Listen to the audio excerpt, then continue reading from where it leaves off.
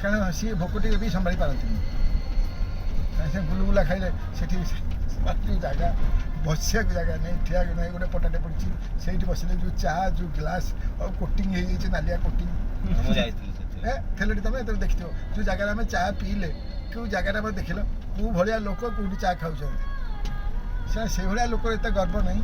ଆମେ କ'ଣ ଆମେ ଏଠି ଚାକିରି କରିଛେ କାଲି ବାସି କ'ଣ ଯିବା ସବୁଦିନ ଚାକିରି କରୁଥିବା କିଛି ମାନେ ଅଛି ନା। ଏମିତି କିଛି ଭଲ କାମ କରୁଥିବା ଯେ ଗଲା ବାସି ଲୋକ କହିବେ ଯେ ହଁ ଆରେ ଶ୍ରୀକାନ୍ତ କର ହଁ ଗୋଟେ ଥିଲା କିଛି ନା କିଛି ଗୋଟେ କାମ କରିଥିଲା। ଏମିତି ନାହିଁ ଯେ ଗଲା ବାସି ଲୋକ ଏ ସାରା ଯାଇଛି ଭଲ ହେଇଛି ଏ ସାରା ଚୁଟିଆଟା ଥିଲା ଶୁକ୍ଲା ଯାଇଛି ଆଉ କ'ଣ ରିଟାୟାର୍ଡ ଗଲା ଆଉ କ'ଣ ତାର କେତେ ଚିହ୍ନା ପରିଚୟ ମୋତେ କହିଲା।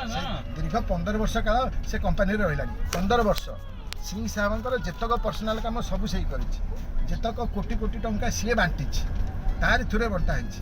ଏତେ ସେ କମ୍ପାନୀର ଖାସ୍ ଲୋକ ଥିଲା। ଯେମିତି 58 ବର୍ଷ ହେଇଗଲା ସାଙ୍ଗେ ସାଙ୍ଗେ ତାକୁ ତମେ ରିଟାୟାର୍ଡ କରିଦେଲ,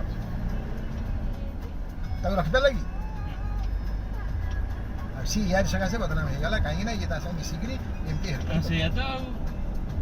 ମାନେ ମୁଁ ଯେତିକି ଶୁଣିବା ପାଇଁ ମୋର ପଶିବାର ନାହିଁ। ମୋର କ'ଣ ଦରକାର ଅଛି, ଆମେ କାମ କରିବାକୁ ଆସିଛୁ। ମୋତେ ଯେମିତି ସିଂ ସାହେବ କହିଲେ ଯାଉଛି ମୁଁ କହିଲି ହଁ ଠିକ୍ ଅଛି କାଲି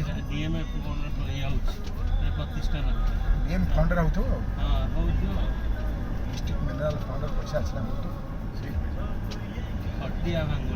ଆମ ଅଙ୍ଗନବାଡ଼ି ସବୁ ଶଳା ବନ୍ଦ ହବ ଆଇଲେ ଗ୍ରୀନ୍ କଲର କରି ଚାଲିଛି ଧନ୍ଦା ସବୁ ଅରେଞ୍ଜ କଲର। ଖାଲି ଗୋଟିଏ ଶୁଣିଛି ସେ ଯେଉଁ ଅଗ୍ରୱାଲା ପିଟିକା ଜଣେ ଥିଲେ ଏଠି ସିଏ ଟାଇଟ୍ କରିକି ରଖିଥିଲେ ଫୁଲ୍ ଟାଇଟ୍।